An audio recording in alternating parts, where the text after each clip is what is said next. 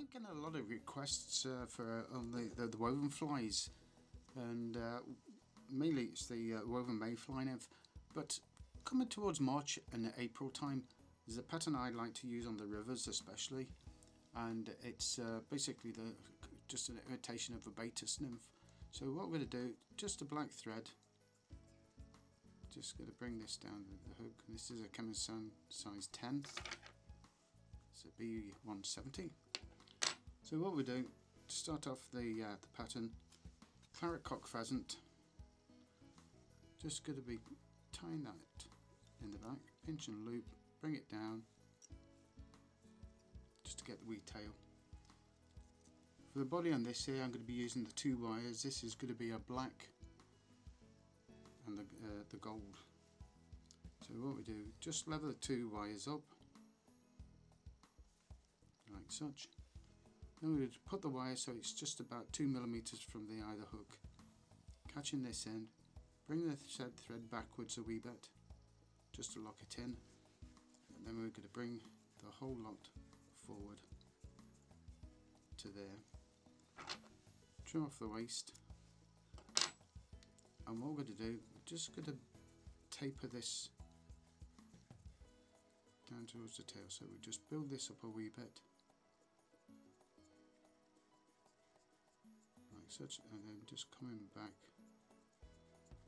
So you just get a bit of a taper. It's just maybe when you do the weave there, it's just going to give that wee bit of an extra profile to the actual fly itself. So we've also got that there. What we have to do, we have to tie off. You can't do the weave unless you actually tie off the thread. So what we have there, the wire that's going to be going over is going to be coming to the rear, and the one that's going to be going over to the top comes towards you. So what you do is actually bring the gold wire over and under, bring the black wire over, gold wire over and under, over and under, over and under, over.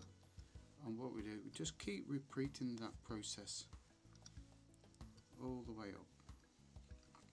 The thing about this here, it adds a bit of weight to the fly, and also it gives that patternation, the segment effect on it.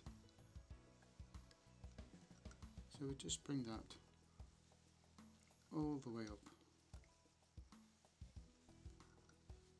to there. Once we've got them onto that one there, we can actually just cut off the wire like such, and you see what it's done. It's given the black, and underneath there you've got the gold effect. Gives a nice wee patternation on it. So the next step, what we'll do is just going to put the silk back on.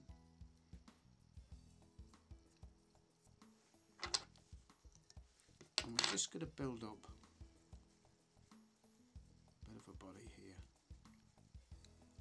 like such. Don't use any dubbing on this at all.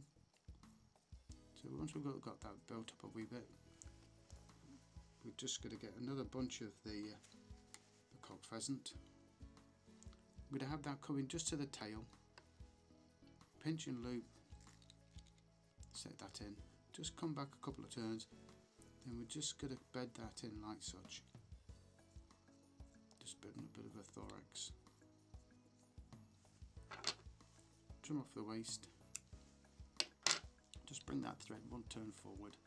What we're going to do now is just going to bring that over, catch him in a couple of turns, and then with this here, because there's no dubbing for the body, we actually just pinch, and that splays that out. And what we're going to do, we're just going to divide that cock pheasant into 2 distinct pieces. Grab the front bit, bring it back, a couple of wraps, bring the other one, bring it to the side, a couple of wraps, and what you've done, you just set yourself a pair of legs there. So once that's done, we're just going to build up the head like such. Just bring them back.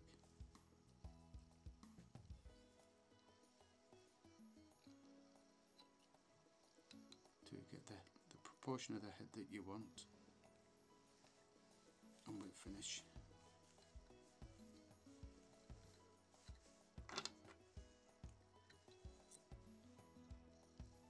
Alright, put 2 or 3 coats of varnish on this fly here on the head. Just makes it a bit more secure. And you just run the varnish just over the wing case. Just adds that bit of extra secure to the actual pattern itself. That doesn't look too bad. So that's the pattern I would be using on the rivers at this time of the year in March. That's your BEATIS nymph. The gold and the chartreuse is a good one. Another one that we actually tie for sea trout is actually the red and silver. A good colleague of mine there, Paddy Keenan, he was using them over in Dundalk. He was getting quite a few sea trout last year on that. So there we go. That is it. The BEATIS nymph, the wire woven one. As we say over in Ireland, happy wrappings.